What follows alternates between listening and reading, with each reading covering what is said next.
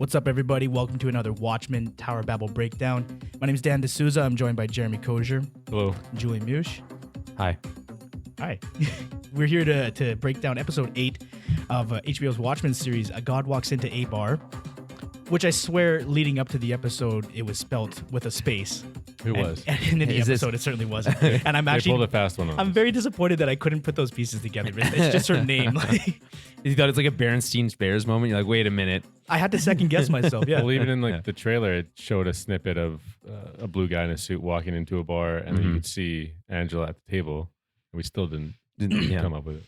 I guess it's one of those things that's so simple, like it's so like right under your nose that you miss it, I guess. Well, yeah, because it's just the words Abar as a name. It's not really. It's not like it's not that clever. I know that. That's why it's so frustrating. Anyways, I think we'll jump right into the episode. I'm gonna choose to save the social media plugs and stuff like that for the end of the episode, because I'm very excited to just talk about this episode. It was nuts. This is episode 8. We're always gonna call this the penultimate episode. Such a other good ways word to say that word? No. It's Penultimate. like it feels like I hear people say it like penultimate. Penultimate. Yeah. Yeah. It's like you get very few opportunities to use that word. So when you do, you that. It happens in the TV world all the time. Yeah, it's now. only TV. I guess, yeah, because it has a finite number. Anyways, this episode is very much a Manhattan story. Finally, he's been very much absent from the show, although referenced quite a bit. So finally, we get the reveal and we get to actually learn about what has brought him to this point. So Jeremy, where do we start in the episode? Abar. Well, yeah, Nice. Abar on VVN Day, so we're going back in time to where this conversation takes place. Which is in Vietnam. Vietnam, yeah, where Angela still is, I guess. And I guess it's 10 years before the current events, right? Yeah. Yep. Because the end of their Yes. relationship ends in tragedy, obviously, which we'll get to. Yes. But yeah, it starts off with Dr. Manhattan buying 2 beers. Daniel, do you remember? And slowly passing it over to her. And do their fingers touch? I don't know No, if that they doesn't do. happen. Okay. It's just the 2 beers because Jon Osterman remarks that Janie is the first and only girl who has ever bought him a drink or a beer. Yeah. So that was kind of And a cool throwback. as his hand grasps the perspiring cup, their fingers touch for a Right. moment, something along those lines. Is that how it's written in the? That's sort of how it's written. Yeah. It happens a bunch of times, I think, in the It's one of those things that sticks out for a being that can experience time simultaneously. It's one of the things that still sticks out for him. Right. And so begins a conversation where Dr. Manhattan obviously is aware of everything that has happened and is going to happen. Obviously, he perceives time different, not linear, obviously. Right. Yeah. I think it's important to note he's not like completely. He doesn't know what everything's going to happen. He knows his future and his past. He can see his own simultaneously. time, past and present and future Not simultaneously. everything. Yeah. He's as close as it gets to omnipotent without Right. being completely omnipotent. And it's like this classic scenario, right, where someone is trying to pick up someone at the bar, and you basically have to impress this person. And what Dr. Manhattan is doing here is utilizing what he knows, but not necessarily what Angela knows, but every so often catching her curiosity because he is aware of things that she just doesn't know how he would know. Right. It's so weird. Like, think about it. He's like, okay, I know this conversation ends with her agreeing to go to dinner with me. Yeah. Not only that, he knows exactly what he has to say. Which, So, yeah. this is- yeah. And very clever, he begins with guessing why, or not guessing, I guess, telling her why she's there. And that is what kind of starts the conversation and allows it to keep going, which is drinking alone to commemorate her parents' death. Right. On VVN Day. Right. Back in the day. Which is a direct result of Dr. Manhattan, which we get to at the end of the conversation. Or not the end of the conversation, but throughout it just looks like it's never going to happen, even though we know that it is going to happen. Yeah. But yeah, what do you guys think? Can I paraphrase a tweet that I read the other day? Which is that this is the most this is the most Watchmen like episode we've had of this entire series.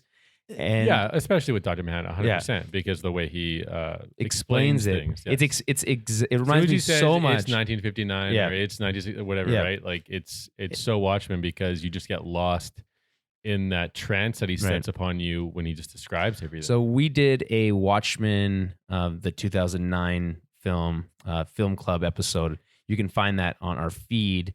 And that movie isn't perfect. It's far from it. But the one part of that movie that is as close to perfect as you can get is Dr. Manhattan's origin story, narrated by Dr. Manhattan, and it's absolutely amazing. And this doesn't quite capture that magic for me, but it's like very close. Right. It's very, very close. It's similar. His cadence is similar. The way he's describing his experience of time and is very similar. The difference here is that he's having a conversation with a human, whereas in the comic and in the movie, he's literally just narrating his own life. And this is exactly how he experiences time. Mm-hmm. Yeah, so also a very important trick the book used, and it was something that Alan Moore employed to or utilize in the comic book form that you can't really necessarily use in literature or film. So I think they did a really good job in translating that perception of time going back and forth. I think it was actually done the best I could in this version. Like transitioning back and forth between different times and having one part of a conversation affect another. Yeah, because I read I guess it was a review where they're kind of talking about how the comic book, you can turn the page back and forth at your will. Mm-hmm. You can kind of do. You can fast forward, rewind like instantly. You could, but with the comic book, it's just so easy and effortless to kind of go back and see what Dr. Matt was talking about, live in that moment, and then go back to the next. Mm-hmm. Whereas film, it just kind of just plays out. Right. It's also non-linear storytelling, which is tough. Right. Yeah, it's tough to adapt. So I guess it serves a lot of exposition here too, just explaining where Dr. Manhattan has been. He's obviously been gone for 20 years, abandoning humanity. They talk about how he wasn't on Mars; it was a decoy. Yeah, which we kind of guessed at. Yeah. And this is where we get our first glimpse into Europa, where he says that's what he was doing. Right, but he also says he did it in like 45 minutes. He made all that life in 45 minutes. So what the hell did he do for the other time? It was shorter than that, wasn't it? Yeah, it was like something. It was less than that. It was like 45 seconds. Right, it was pretty quick. It was 90 seconds because she makes a sex joke, right? Yeah. Leave it to a man to create life under 2 minutes. No, that's a good point. And then we get our glimpse at Phillips and Cruikshank. 45 minutes. His version of Adam and Eve. And we get I guess it's not a flashback, right? It's him living these moments. Have we ever seen the like elements of young Jon Osterman's life like that in any medium? Yeah, in the comic, for sure. But not very much. It's very limited, and it's just his dad teaching him how to put a watch back together. And we were teased with that documentary last episode, showing him as a boy.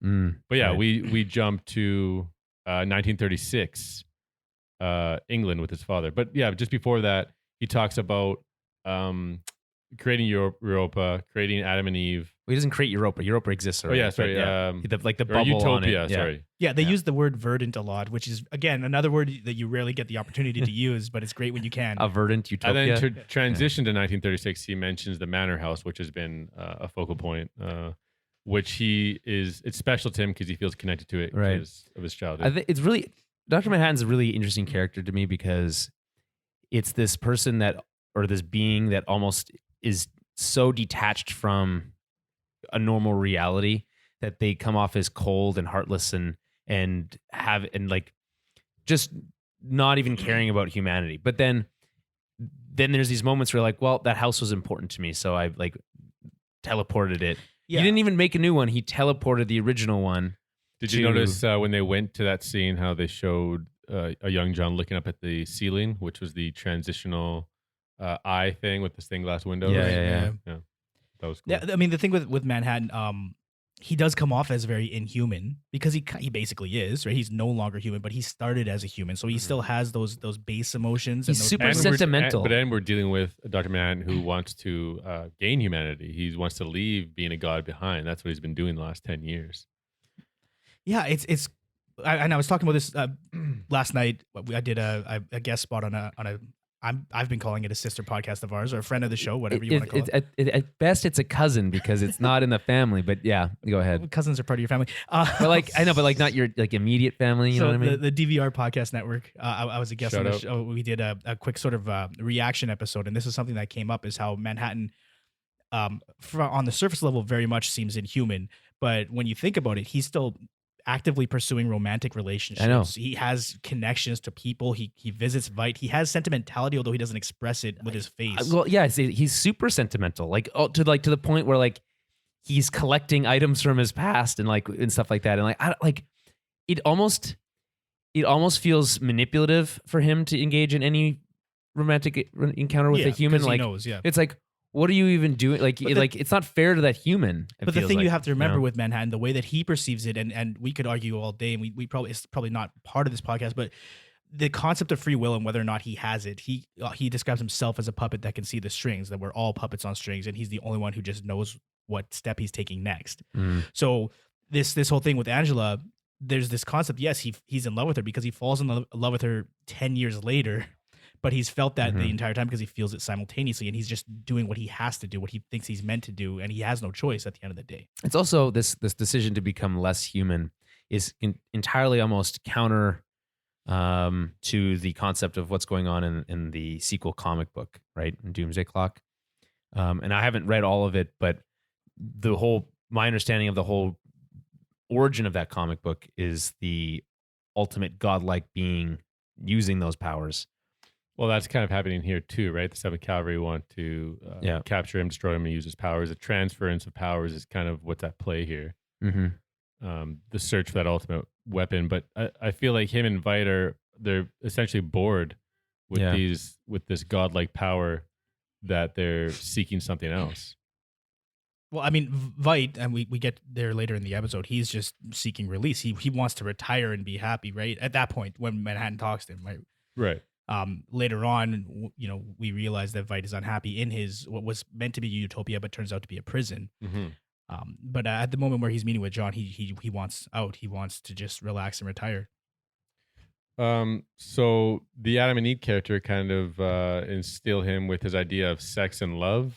And they pull him aside. This is the Phillips and Cruikshank actors, the origin of them. And they give him a Bible, and they tell him it's full of a bunch of really cool stories. And I thought, I said to Dan, his dad doesn't believe. I was like, no, it's not. Most of that stuff is boring and hard to read. There's some pretty damn cool stories. Yeah, there is, but mostly in the Old Testament. And then it's again, it's even then it's filled with a lot of this person begat this person begat this person begat that person. That's only one piece of it, but I know what you mean. Yeah, which is also super annoying. But anyway, I get it. I'm bitching about the writing of the Bible right now. Yeah. So, and they instill this thing in him of they want him to create something beautiful and to create life. So we know that's something that he's wanted to do since the end of the comic, and he ends up doing on Europa, which he says he fulfills that promise of creating something beautiful 7 decades later and 390 million miles away. Right. And creates it in their image, because it really was a very wholesome interaction between them and a child Jon, Right. I thought it was going to go a very different direction. I did too, right? Because Watchmen can be pretty dark sometimes, especially when it comes to kids and when it comes to sexuality. In this case, it wasn't. And it was cool to see those characters act differently, right, than their clone selves. But does that mean that he created those people in the image of what he knew as a boy? Yeah, he created the image in those people that he was talking but about. As a not just as a real life, right? But Adam and Eve, their personalities. I guess their personalities could be developed independently. It's not clear on that. Well, it does, because the game warden has a different personality. That's true. He says he was one of the first ones. Yeah. I missed that whole scene. There's an after credits scene that I still haven't watched. I haven't made time to watch it, but I know what happens in it. I just that wasn't a thing on the show, so I didn't think to stay to the end of the credits. So at this point, Angela's still not buying it, and this is when she claims that he has a fantastic imagination, and then he does that weird little because and now you laugh now, and now well, Veidt, I think it's a better laugh when Veidt witnesses it. But he tells Angela, which we'll see eventually, that one of his colleagues says he actually has a profound lack of imagination, and then also claims that he tried to kill him once. Right. I like that they use these kind of, I guess, landmarks to kind of display how this nonlinear time works for him. So he laughs at the bar, but he laughs at the exact. To him, it's the same moment. It's hard to describe, but the reason he's laughing at both those times is for the same thing. Yeah. Right. Which is weird, because he has also been able to exist separately. Right. He can create copies of himself. He can exist in different times. So it's not like everything Manhattan A is saying and thinking is happening to Manhattan B. Although that's very much what kind of what happens here. That's also exactly what happens at the end of the episode when he's talking to old man Abar, right? And Angela at the same time, she's saying, ask him this, right? Right. And he's basically like that's happening at the same time to him. To him, right? He can deliberately do it. I'm just saying he's not only doing that. Right. He's not forced to. Just But do that's how that's kind of how they're displaying it in this episode, which I appreciate it. And then they get to. I think he takes off the mask at some point, but they do a clever job of not showing us. There's no need to. I guess the back of his head. We already know what he looks like. Just a dude with. Yeah, they make a point of it actually. Like you don't see him until it's. Yeah, well, he's blurred a little. I think you see his face, but it's blurred a bit. But I think they just want to intentionally not give you a different, like, new look to him. They want you to just still think of the comic and just that. So when we do eventually see his face, it is Yahya Abdul Mateen, like his facial features. Yeah. So before we get there, she again entertaining the idea if this does eventually happen. How would we be able to go in public? Like, it would obviously not work. Right. And then we go 2 weeks later to where they're in the morgue, and there's about like 3 bodies, but then they have a conversation like, it doesn't really matter to me. So then she sees this other one that she's aware of, and it's the original Calvin. Yeah, but this is weird to me because it's like, it's all weird. Why do you need a? Well, it's just it doesn't track for me. Like, why do they need a dead body to base it off? They wanted him to have at least a backstory, like an origin. Backstory, yeah. Right. So the idea here is that this guy is kind of a drifter, doesn't have a lot of friends, family, whatever. But there is something. If anybody were to look into it and actually do the digging, there would be something, some sort of history to that man. Mm-hmm. And then pretty cool transition. They film the dead body and they pan up, and then it's him, and he still has the mark. Yep. On the forehead, the hydrogen symbol. And she says, it's pretty cool. She says, "Oh, you forgot your mark." And then he says, "I'm going to forget so much more." But that's a conversation for another time, which just teases us at the end of this episode. And then we go back to the VVN dinner, and she is curious how long they are going to be together. And he says 10 years. This is when they talk about the tragic ending, but he can't tell her the specifics. And it's a very poignant point that all relationships end in tragedy in some form. Mm-hmm. Right. It's like, what's the point, right? Which is essentially the end of the episode, when she basically says, "Fuck it, okay, let's go out." And then what happens next? And who even knows what happens next? What happens before? Turns out it's the same thing. Yeah, I don't know. He experienced time at the same time. He talks about an argument that they're going to have in 6 months. So again, this is referring back to the comic, him and Janie, right, when their relationship is kind of falling apart. I just like this idea of like, well, we have to have an argument. I'm like, well, why? We don't have to have an argument. It's like, no, we do. I don't have a choice in it. And she's like, and that's what makes the argument. Yeah, it's like that's a common theme with Manhattan in general, and very much in this episode is this concept of a self-fulfilling prophecy, right? Like, so she's trying to avoid the argument, and by doing so, ends up creating the argument. Although I will say, Manhattan, for all of his powers, it's almost like he's being deliberately cryptic. You know, like he's like, but the idea is he's only telling her exactly what he has to tell her. Right? Yeah, and his mind is just so far removed that he doesn't necessarily think of those fine details that he would need to explain to a human who is less superior. Yeah, this is what I mean. Like, it's why the idea of Manhattan engaging in any romantic relationship is in and of itself problematic. Or any conversation. That's been displayed since the beginning, right? Yeah. Like, even in the comic, when he transports Laura to Mars, he doesn't think about give her her air. Yeah. Would you die instantly if you were transported to Mars like that? Not instantly, but pretty damn close. Freeze and suffocate at the same time. It's pretty cold and there's no oxygen. Yeah. And when they flash to the 6 months later and the fight that happens, they're making love, and I guess the argument stems from like the unknown and fear, right? And they start comparing, like, what are you scared of if you know everything? Really, I feel like they should have been playing a certain particular song for that scene. Do you? maybe Hallelujah by Jeff Buckley.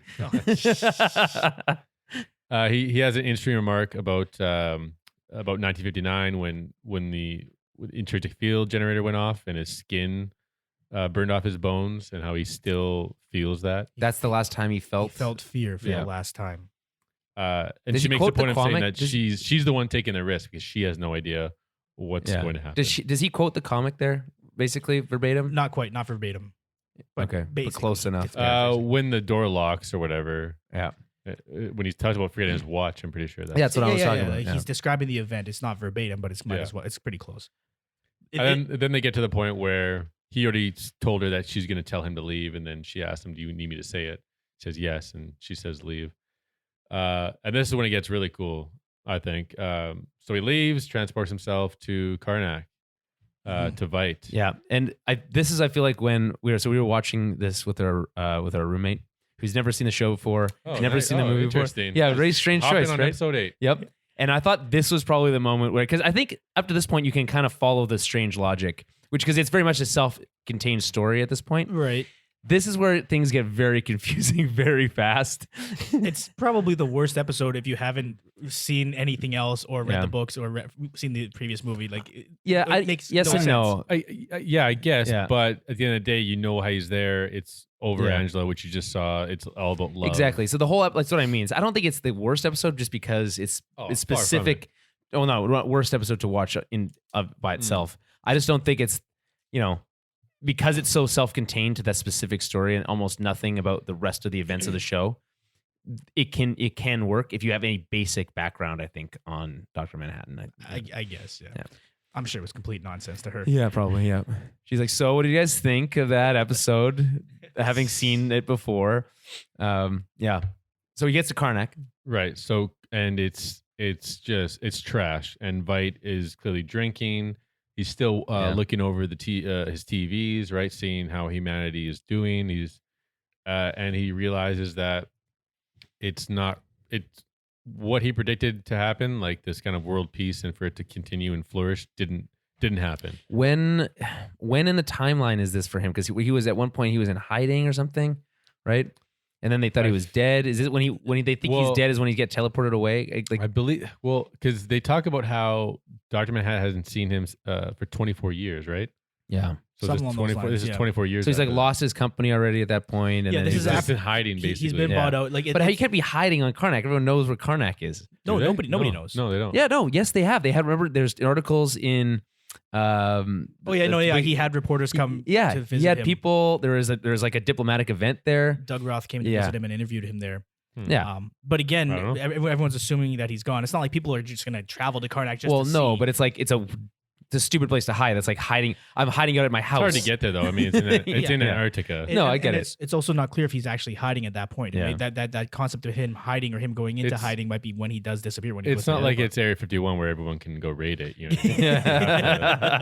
you dedicate a large part of your life to get to Antarctica. Yeah, it's hard. It would be hard to get there. But yeah, no. What the takeaway here is that he kind of does seem depressed. He's 100%. in a rut, and it's just not the Adrian Veidt that we had seen in the previous Watchmen. But his hair, though, right? His hair is great. Yeah, I love how when he says, "Why do they need to keep making their godforsaken bombs?" Pretty good line delivery.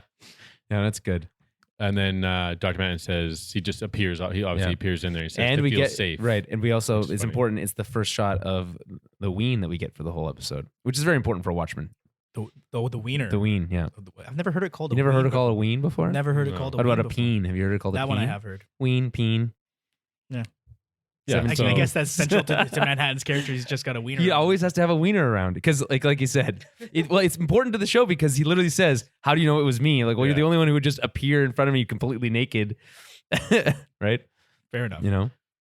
And this is when we learn that it has been 24 years since they last saw each other, which is when he tried to kill him. Right. Which we saw in the movie, kind of. Yeah, he doubles down on the intrinsic field generator. Right.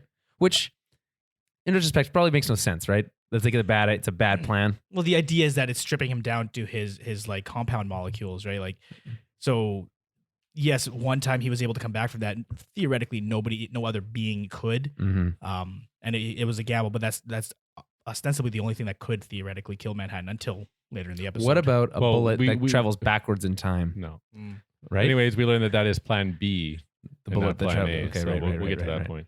But then we get confirmation that Veidt is the one fabricating the alien incursions, and he just calls it maintaining the peace. So he's been at Karnak, dropping squids, doing that experiment over and over again, and people are still making bombs, and war could happen again. Right. It wasn't a finite answer to his. Well, I just like Veidt as the smartest, as being the quote unquote, self-titled smartest man on the planet or whatever.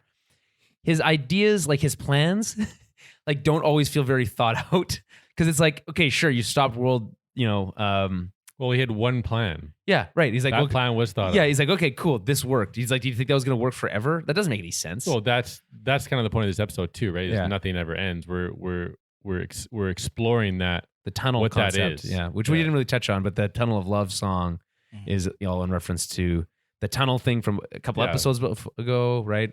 But then in the beginning of this episode, when he says that it's Angela's favorite song, Yeah, he's just playing. Yep. Okay, then what happens? So Veidt is aware of Dr. Manhattan's whereabouts this whole time, and he mentions that a little elephant told him. And then they never follow up on that again.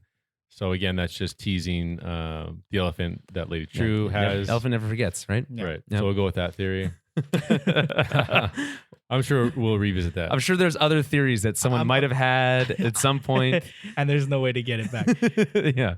So then they start talking about why he's there. Veidt's guessing why he's there, and he comes up with it is to do with love, asking, what's her name?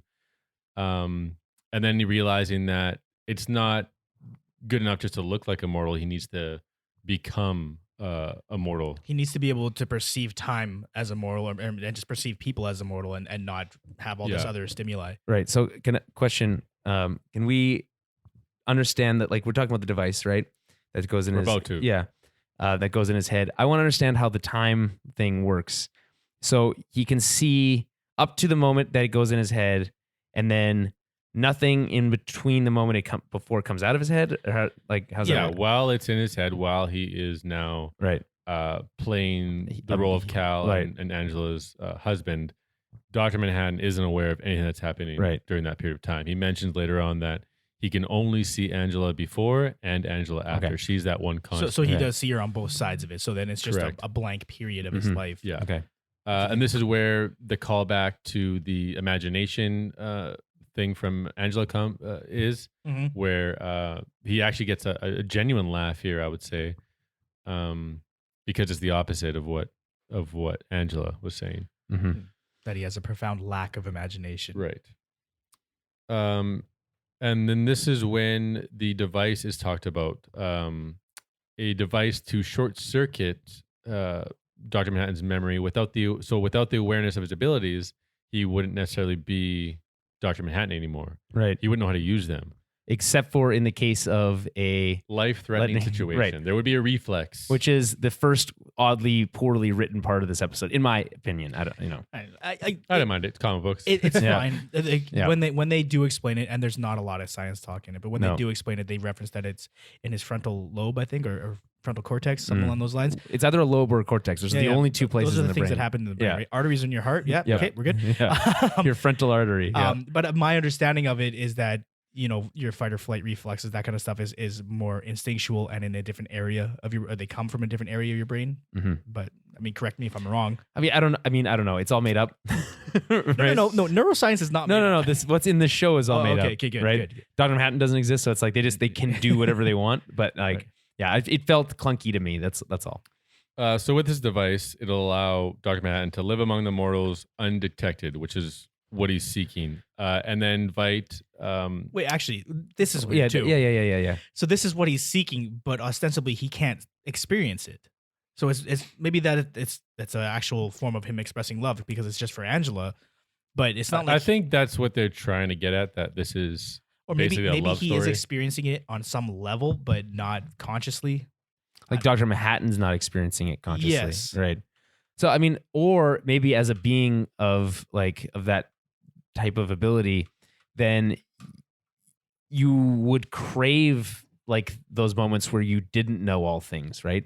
Even that meant you were sleeping the whole time, right? It'd be like his only time he could sleep, right? Rest. People like people in general, people that aren't Dr. Manhattan like sleep. Like to sleep, of course, but they also seek out sort of things to turn your brain off. Mm-hmm. To like if television. You're stressed at work, whatever you want to get home, you want to just play on your phone and crush some candies or whatever, like read some tweets. Candy Crush. Mm-hmm. So Veidt reveals that not me though. He actually made this device 30 years ago, which is a callback to his original plan when he deployed the squid 30 minutes ago when he's revealing his big plan. Right. Like he wouldn't reveal a plan unless it had already come to fruition. Like he had Right. already done his due diligence. Right. And again, this is this idea of it feels like Veidt's plans aren't fully thought out, even though he thought them out as far as he could possibly think, right?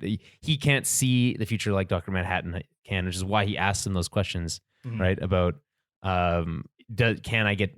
will I ever see that utopia? He's losing faith in his own plan, right?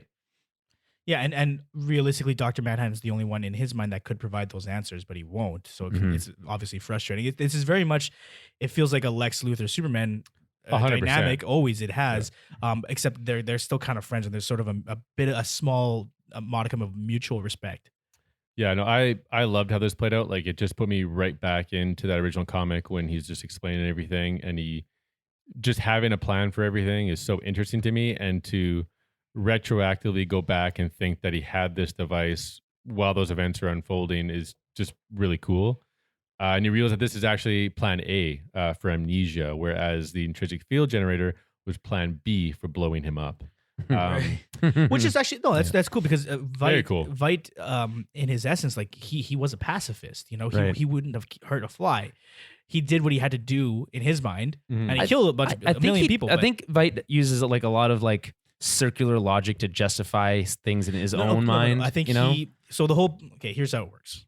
Okay, you're gonna tell me how Adrian Veidt works? I'm gonna explain it to you. Okay. No, but and this is common knowledge. People who study Watchmen have expressed this before. This is nothing original, but the idea of the Black Freighter is sort of the story of Veidt. He starts out with great intentions, with good intentions, noble intentions, and he does what he does out of love.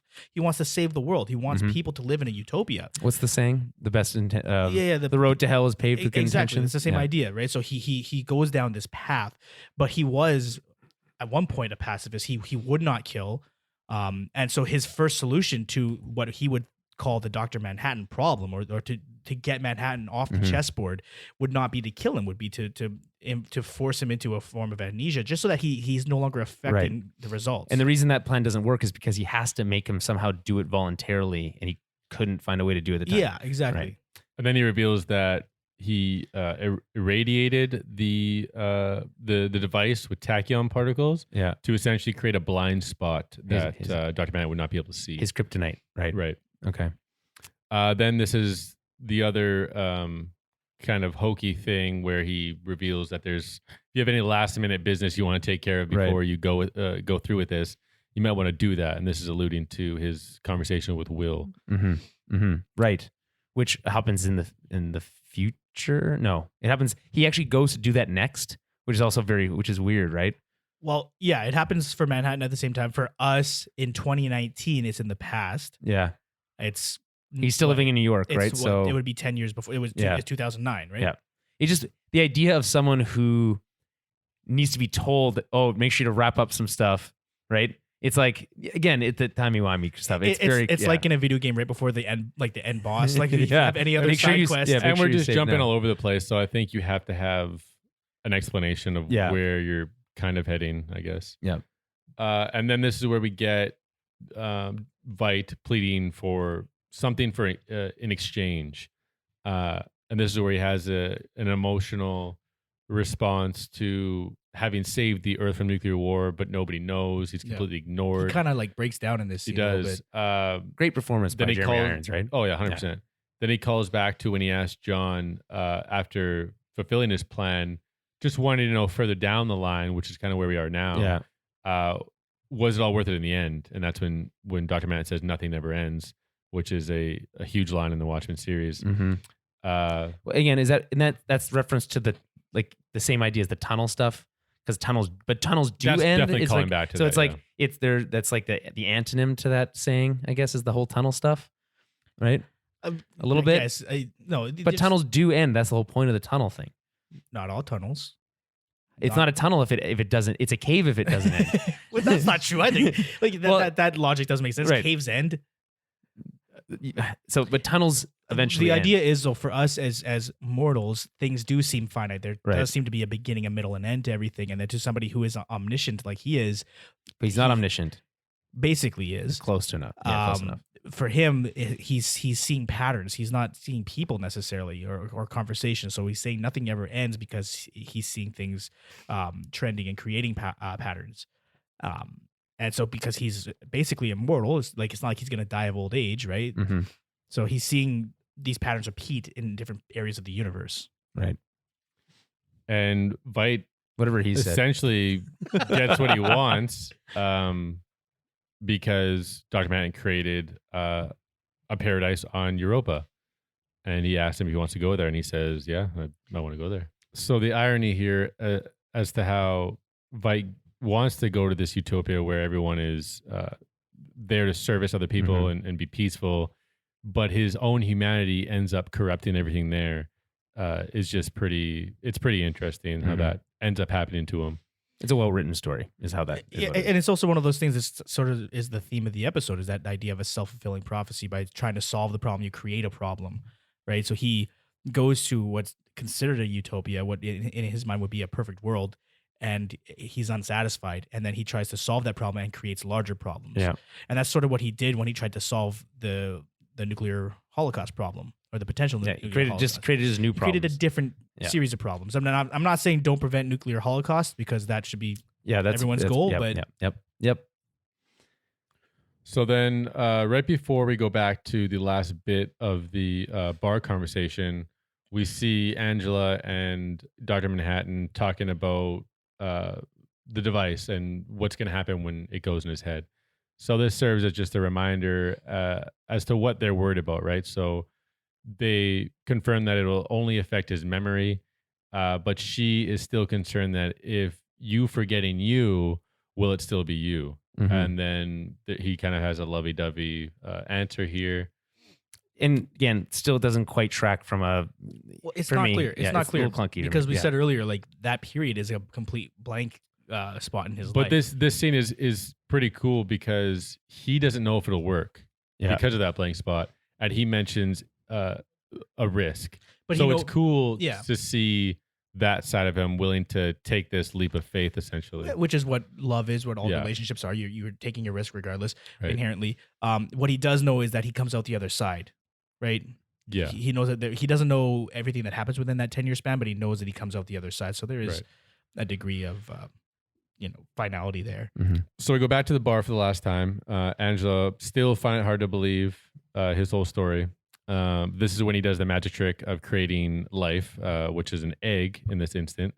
And she says it'd be better if he did a chicken, which would be a better miracle because it doesn't look like you're just doing a magic trick. Which teases the chicken and the egg conversation for later. Yes. Then they talk about how they have kids, and that he'll be able to, or she's concerned about his abilities, and he says he would never pass down his abilities without consent. But he is aware that he could transfer his abilities through atomic components into organic material if they consume it. They can inherit his powers. This is the second or the worst example of clunky writing, I think, a little bit in this episode. It just so, like, feels so forced, and no one would ever, like, even Dr. Manhattan doesn't feel like that feels true to how he would even speak. Mm-hmm. It feels like it's a script writer speaking through a character. Like, it sounds scientific and technical, but it is pretty generic language when you break down the words. Right. Yeah. Like, atomic components is a very general statement, right? Mm-hmm. Could be anything. So then she talks about how she doesn't want kids, never will, is never going to have kids. She grabs the egg, cracks the egg into his beer. And also this is just like, the eggs have been throughout this entire series too. Right. Didn't episode 1 start with like cracked eggs? It didn't start with it, but when we first met Angela, the scene started with her. Then there was those egg Oh, farmers. wow. Yeah. With the blood was in it a little bit too. Yeah, like it looked like the blood on the happy face. Like she made a happy face out of the egg yolks. Mm-hmm. So Dr. Manhattan drinks the beer with the eggs in it, and then the conversation goes to, they're not your biological children. We adopt them, and we live in Tulsa, which is where your family's from. So this is when their interest starts to get piqued. Right. And then they talk about there's a period of time where he can't see. We mentioned this earlier, but Angela's the only thing he can see before and after. And that's what they mentioned, the tunnel, and it sounds like the tunnel song. The tunnel of love. Yeah. Mm-hmm. And then they talk about proposal and a ring. So you gotta stop touching your microphone. I'm sorry. They talk about the proposal and we're getting married now, all this stuff, right? But then they go to the device and it is them implanting the ring. It's played like a proposal. It's kind of I think it's pretty good. Yeah, I like that. Even getting down on one knee is pretty cute. And then the effects are like pretty good here as the device goes into his head. I would give all of the effects in this episode, because there's a lot of them, like a B+. They're not amazing, but they're pretty good. You know, it's cool to see someone embody Dr. Manhattan as well, like in the full blue form. And I like how it glows still, right? Not all the time, but when he's using his powers. Yeah. Once it enters his forehead, it cuts away, and we get immediately back to like real time, the hammer scene, essentially, when she says, "We're in fucking trouble." And then we see, this is the first time we see Dr. Manhattan blue, but still looking like Cal. Like Cal. Right. And she even remarks, "Oh, you still look the same." Yeah. You're gonna freak the kids out. Yeah. He's doing his usual floating thing whenever he reappears. Yep. It's weird. It's like he's coming to, like he's unfamiliar with the world, and he's like remembering as he walks around. Yeah, he's in a state of confusion here, right? Because she even says, like, you need to change back, and he says, I need to move forward. And it's like this. Yeah. He's thinking about something else in that moment. And when that happens, they do a brief White Knight recap. Because he mentions, I guess the clock is still broken, right? Which was part of that. It got shot on the White Knight when she pushed him out of the way. And then that's when they call back to what Veidt was saying about the reflex to the life-threatening situation.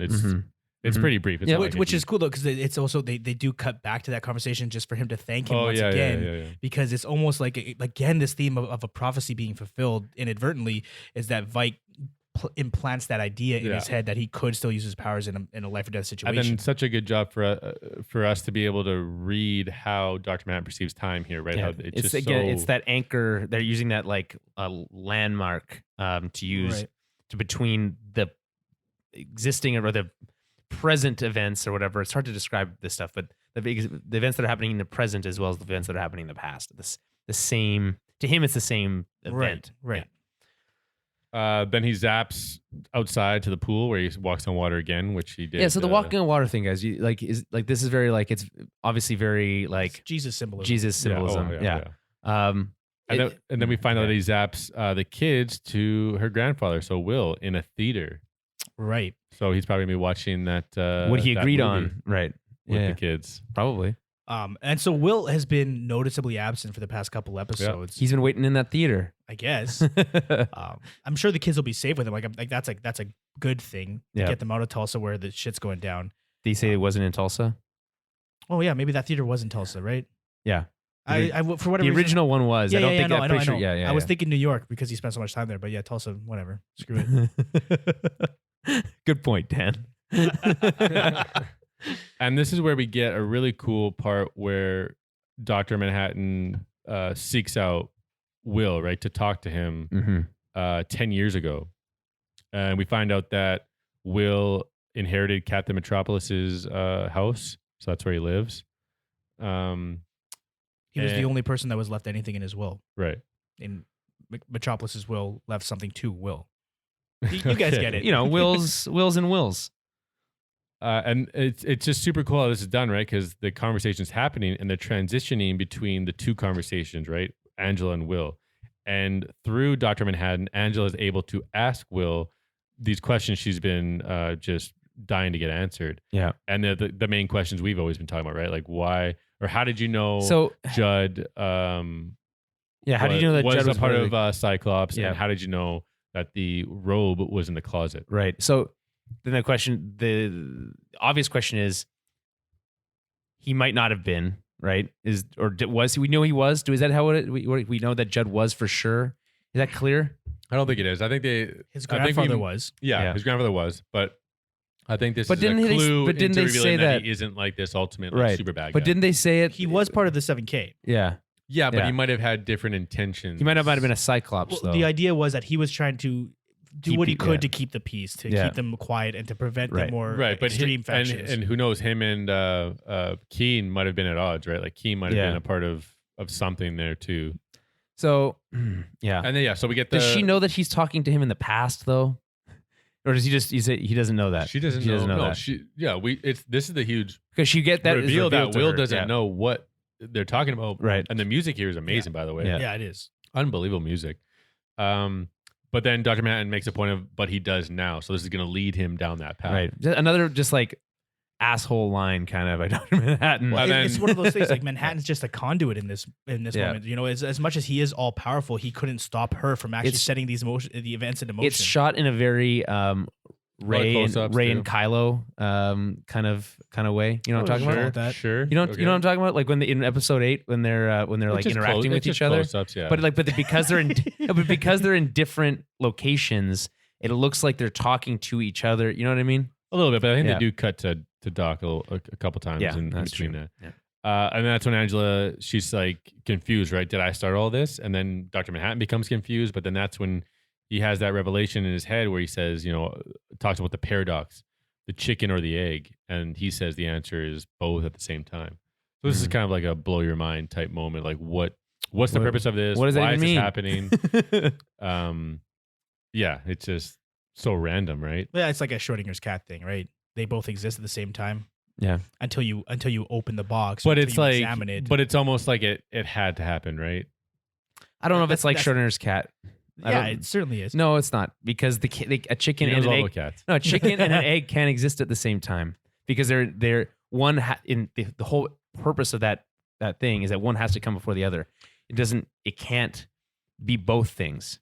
It can't be from our perspective, from how we perceive them. That's not how he perceives things. But that's right? not how Schrodinger's cat works. How Schrodinger's cat works is that there's a cat and a box of poison. A can of poison in a box. I know how. Yeah, while the box is closed, when you aren't observing the results, there's a dead cat and a live cat at the same both time. exist at the same time. Mm-hmm. It's only when you exert yourself, when you actually try to examine it, that one becomes reality to you. Mm-hmm. That's how that works in a nutshell. Obviously, there's more to it than that. Right. But from a time perspective, it's a little different. But yeah. Yeah.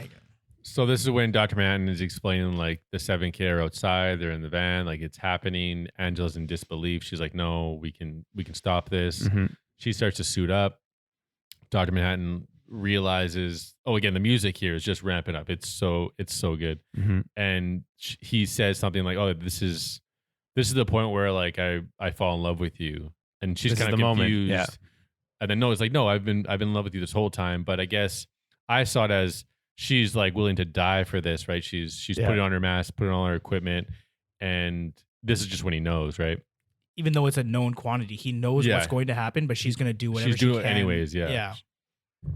And then just a really, really cool scene where she's suited up. She goes outside, starts taking out 7Ks. Yeah, it's like a Bourne with scene a silencer. Almost. Yeah. And then she hops in that truck and she's just like shooting through the glass as she's trying to like gun for that big gun, I guess, right? And then she's halted by more members, like a bigger thug. There is a giant grappling hook that they used to rip a door off a car. It wasn't that giant. It was a pretty big grappling hook. It was like it went through the door and they it's just not a normal tool that most people have. And then you think, right, she's okay, that's it. And then all of a sudden that guy's head blows up and Dr. Manhattan glowing blue right behind there, and then we get him just blowing up heads left, right, and center. Mm-hmm. Specifically heads. He used to do whole bodies. Now it's just the head. It's much more efficient and less messy. It's probably about this, almost as like the same amount of mess. You think there's the same amount of mess in the head as a whole body? What I'm saying is that like all the mess from the inside of the body is going to spill out from the head hole. And then here Jeremy just not interested. And then here they cut the sound to all that happening at some point. And then it's just music. Mm-hmm. And then he's stopping bullets with his other hand at one point. And they're just like very Magneto. I was thinking Neo. Neo, yeah. I had to believe. I was thinking about Superman 2, not like in exactly how it looked, but like just in his powers, I guess. None of them bounced off his eyeball. No, that's true. It's not Superman 2.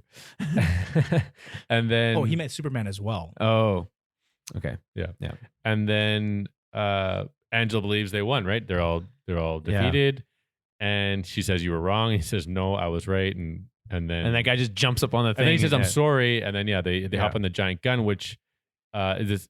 which looks like the Cyclops eye logo I noticed with the red and just the shape of it. Mm-hmm. And is, I guess, transported to wherever something next is going to happen. I don't think he dies here. Right. It's probably because Lady True knew what was going to happen, right? She said the 7 Cavalry is going to but she also knew trap him. Yeah, they wanted to trap him, and steal his destroy him, and then take his power. She knew that already. How does the fuck does she know that? Well, we'll get those answers, I'm assuming, next episode. Well, we have to, right? Yeah. There's only one episode left. Yeah. And then she screams Jon, and then it's curtains. Basically over there, right? Nice, good reference. Mm-hmm. Mm-hmm. Pretty good. I liked the effect of like getting sucked into the gun. I thought that was kind of like a cool look. I thought it would which is one of those things that also leads you to believe that he's not destroyed at this point. Yeah. And actually, we go back to Vivian Data one last time once this happens. It's a cap on that conversation. Yeah. That's when this is when they learn. She learns his name. I can't keep calling you Dr. Manhattan. And then that's when he says, "My name is Jon." Then they repeat the 10 years tunnel thing. Something terrible will happen, but he won't tell her. And then she basically just says, "Fuck it, why not?" Yeah. So because that's when the line happens where doesn't every relationship end in tragedy, like just by definition? Yeah, which is by definition tragic. Yeah. Mm-hmm. So depressing. Yeah, it is super depressing. Why do we man, I don't know. But it's about the journey, it's not about the destination, right? Yeah. But what if the destination is Dairy Queen and you really want a Blizzard? No. What? But there's no final destination. Nothing there's at no all. final destination, though, because nothing ever ends. Yeah. Unless it's a tunnel. Because you could look at it that like Dr. Manhattan, like no matter what he does, there's always going to be someone actively pursuing him, right? The 7K or whatever iteration of that is always going to be there. I always think back to how he perceives time, and it's like it doesn't matter like what he tries or doesn't try to do. He has no option about how it goes at all. He just is like going through the motions. Which is why it's so like it's frustrating from an outside perspective, because you're like, yeah, you're a god. You could just stop anything bad from first thing you do is just blow up your fingers. Blow up that gun and then blow up everyone else's head, and you don't have to do it one at a time. He's going through the motions because he has to, because he's a puppet that sees the strings. He has less choice probably, or less perceived choice than any of us. Right, which ultimately I feel like makes it less interesting to me, not more interesting. Really? Right? I think it'd be the exact opposite, because we'll never be able to comprehend what someone at that level is really. Well, can you not comprehend the idea of not having choice, or like?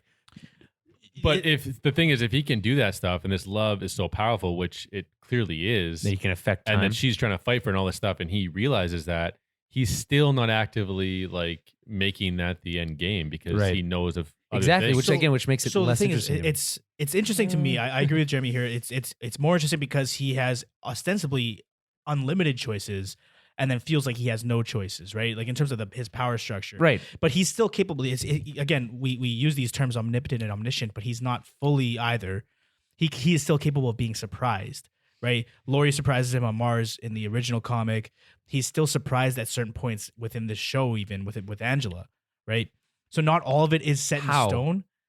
Explain how he can be surprised. He was surprised, even though he knew 10 years prior that he was going to fall, or he knew when he first met her that they were falling in love. That moment where he actually experiences it is a surprise to him. So exactly. So it's more like for him, life is just like watching his movie play out, right? Exactly. Yeah. Which is, again, less interesting because he has no agency. I think it's less interesting if that character is human and that character is just going through the motions. I think it's incredibly interesting when that character has the powers that he does, and then is still forced to follow those steps. Yeah, it's a cool idea, but when in practice, a character that has no agency becomes, like you said, is a puppet. That's who no one. You go to a puppet show, but it's not the same as watching. You don't like watching puppets at a puppet show? It's a puppet show. But what if you're the fucking puppet? I don't know. I don't want to get into that.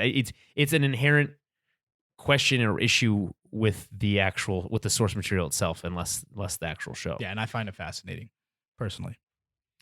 And that's not it. We get a post-credit scene, which I didn't watch. Yeah, none of you guys watched. I didn't know it was. How were we supposed to know? You want to hear about it? I know all about it. But Oh, okay, you do. So it's kind of cool as the credits were going. You could hear like dialogue towards the end of it, like as the credits are still going. That's very cool. Like, what is that? Like, what are they saying? That would have been a good hint. So what they're saying is, will you stay, master?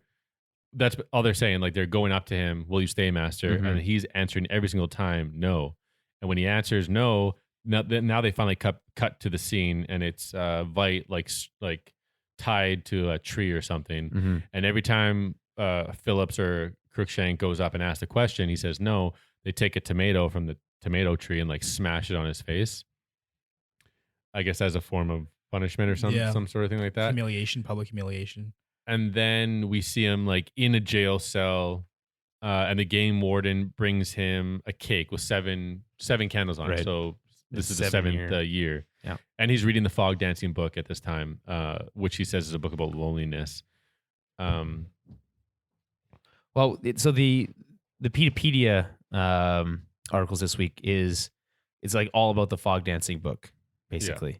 This idea of a book written about veterans or these people who lost faith in or questioned their beliefs to such a degree that it like profoundly affected them, right? Mm. That these people who thought that they were freeing a country from communism ultimately were conquering it and taking it for capitalism and all these other things that go along with that. That's what that whole book is about. So I think that also kind of maybe it has something to do with a little bit of Veidt that he's questioning his own. Maybe it's that same idea of the best intentions but the worst outcomes, right? Mm-hmm. It's the same kind of concept. And the game warden talks about how he was one of the first created, and he is just in awe of how Dr. Manhattan, his god, made heaven right before his eyes. And then Veidt goes into this spiel about how it's not his home and how his home is 390 million miles away. And his children, the 8 billion people of Earth, are crying out in desperation for his return. And he whispers no. And says heaven doesn't need me. And then that's when the game warden leaves and says, enjoy your fucking cake. Mm. So then he blows out the candles. 7 of them, right? Yeah, yep. 7 of them. Yep. And he stares at the cake for a moment. And on the side of the cake, you can see a piece of metal poking out of the cake. Mm-hmm. So the horseshoe is in the cake this time around. Mm-hmm. So Veidt smiles and laughs uncontrollably, rips open the cake, grabs the horseshoe, and he starts carving something on the floor. Right. Okay. And that's the end. Carving or like cutting or just like these swiping motions to the floor. I feel like he was towards the end. Looked like he was kind of carving something, or maybe he's digging through the wood. I don't know. Okay. We had a listener email in. Yeah, Jason. Earlier today, actually, I had a chance to read it. I haven't responded yet. Jason Telford. He friend of the show, supporter, longtime listener, Patreon supporter. At one point, I don't remember which episode, but one of the earlier episodes, when Phillips brings him a cake, brings him a cake at one point. Is it the first one? I believe so. It's one of the it's very early on, and he brings him. It's a callback to that. He gives Veidt a horseshoe, and Veidt says, "No, not yet." Yes, like now. That is why he's laughing here, right? Because that means something. It was done at the right moment. Yeah. So it's something, a part of the plan or whatever, is in full effect. Right. Here. What is the not yet? I think that's the clutch of it, right? Yeah. So this is the game warden. This is the first of these clones. So is that something that's imprinted and implanted in all these clones to bring him a horseshoe with a cake at some point? And this is the first time it worked. I don't know, because the one that brought him the first horseshoe, the first time we saw it, anyways, wasn't the game warden. It was in the wrong place. The horseshoe wasn't for that. Mm-hmm. It was specifically supposed to be inside the cake for something. Huh. I don't know. It's not clear how he would know when or the right time was. I think what Jeremy said is probably accurate, is that he's carving something. I don't think he's going to dig his way out of that cell with a horseshoe. Like that doesn't make a lot of sense, right? No, that doesn't make a lot of sense, no. So he's got to be carving something. A magic but for whom, horseshoe. Right? He's the only person there that would, like, what else worthwhile to communicate What else do horseshoes represent? Luck, right? Is there anything in the Black Freighter that can be related to the horseshoe?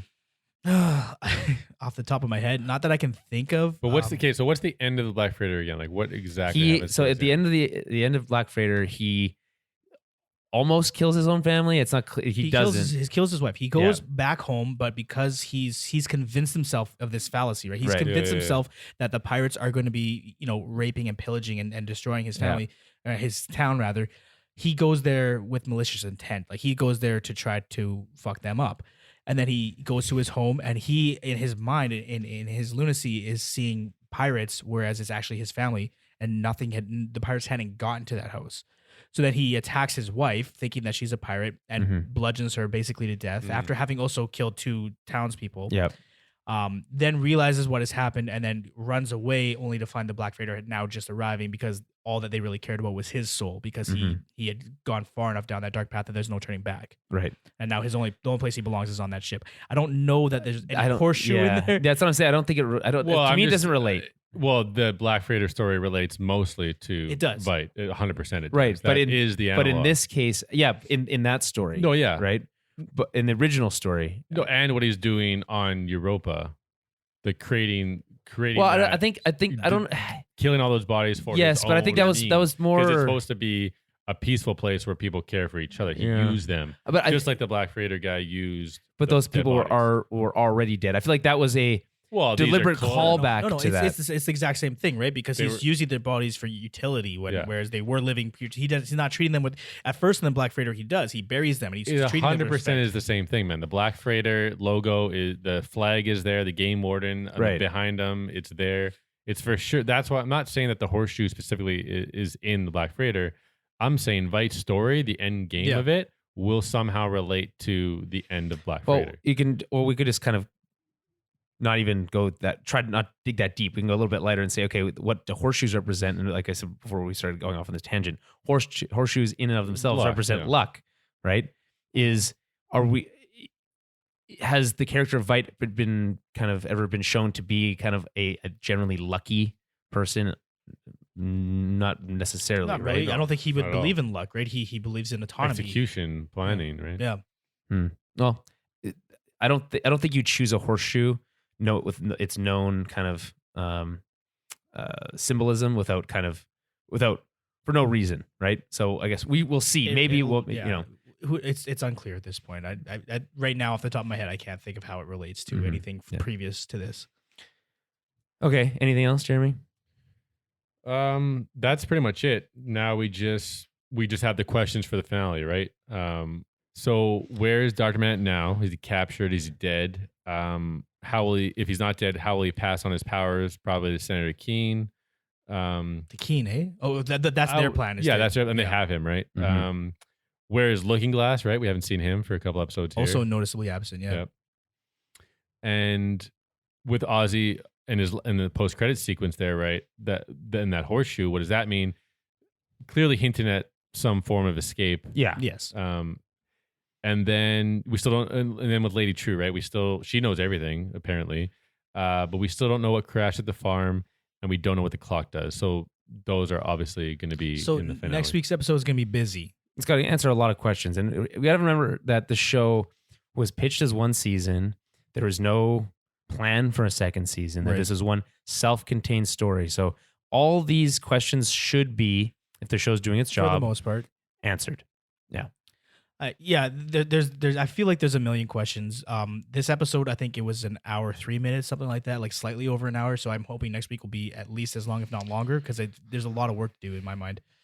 Yeah, and I just think they just keep getting better and better. Like, this episode for me was pretty special through Dr. Manhattan's perspective and what it's like to be human for him through this doomed love that he has, and like sacrifice, and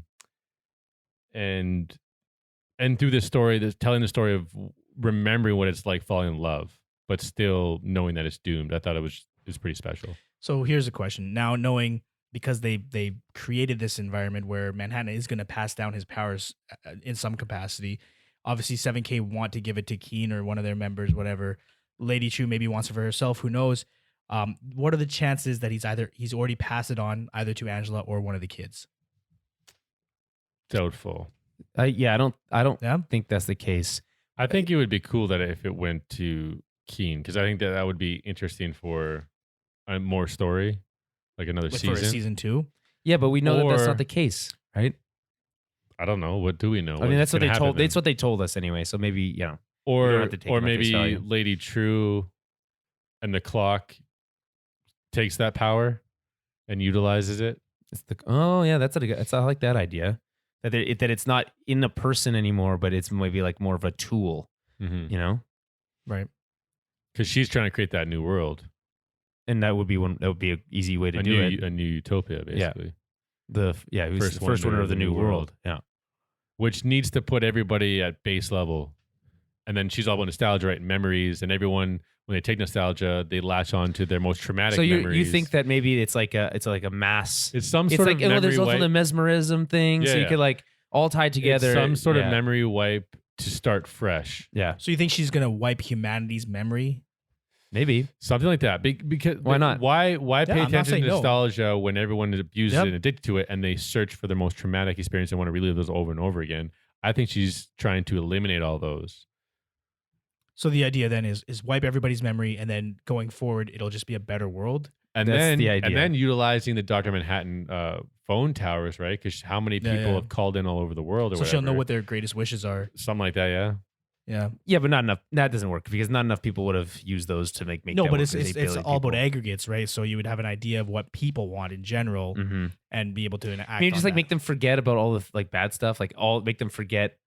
Yeah, but they're going to lose something in that transition, right? Lose your humanity. Yeah, right? exactly. That's what we said earlier. Like we need conflict. We need. They'd be like the Crookshanks and Phillips. So that's the villainous side of Lady True's plan that she is willing to sacrifice, which I like because that's very very reminiscent of Ozymandias' plan, like the huge sacrifice to better humanity. And we're still going off the theory that she's his daughter.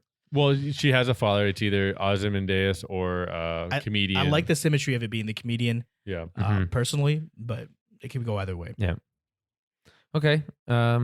Exciting. Next Sunday. Are you kidding me? This show is we're gonna have to do a live recap or a live viewing or something, like a watch along. Maybe it's tough because it doesn't. Well, I guess it does premiere everywhere at the same time. It's not like was it on 8 p.m. It was on for 8 p.m. for me. It wasn't. But there's also a West Coast feed. I mean, I'm sure. I'm saying last night though, when I was on the website, it didn't come till 9:30. HBO airs everything simultaneously. There's not a West Coast feed, East Coast feed of it. Yeah, fair enough.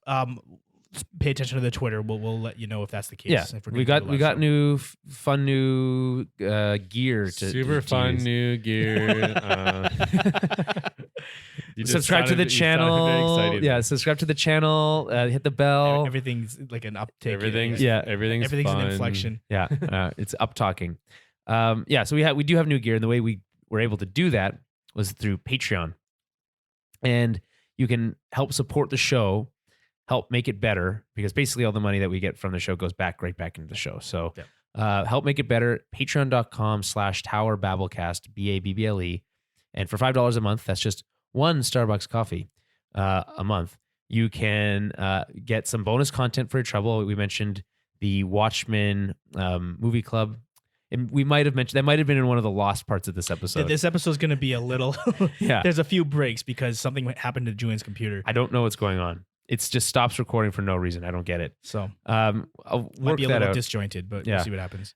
Basically, that $5 gets you some access to a Tower Babble chat group as well as bonus content, and then there'll be more fun stuff coming to that as well. But it's totally worth it. I would highly suggest helping. Monthly film club. We bookend the show, so we watch. We record what our predictions are, what are just our thoughts about the movie ahead of time are. Watch the movie and then immediately come back and review it. It's a lot of fun. Yeah. So like I said, you can find that at Tower Babble. TowerBabble.ca. There's links to it there, as well as Patreon.com/TowerBabbleCast. Follow us on Twitter at TowerBabbleCast, Facebook.com/TowerBabbleCast. And that's all I got. Hit me up on the Gmail, towerbabblepodcast@gmail.com. We've had a few, both John Manelli and Jason Telford emailed in about the Watchmen show recently. I love fan emails and I love just theorizing. Oh, what are our $20 subscribers? Who are our $20 subscribers? Jesse Graves, Jeff Spicer, and Robin Lewis. Mm-hmm. Thank you very much for your support. Yep. Always appreciated. Always. So what's the plan next week? We just do this again? Maybe we'll give it 2 weeks. Yes, we'll be back next week with the final episode of HBO's Watchmen. Take care.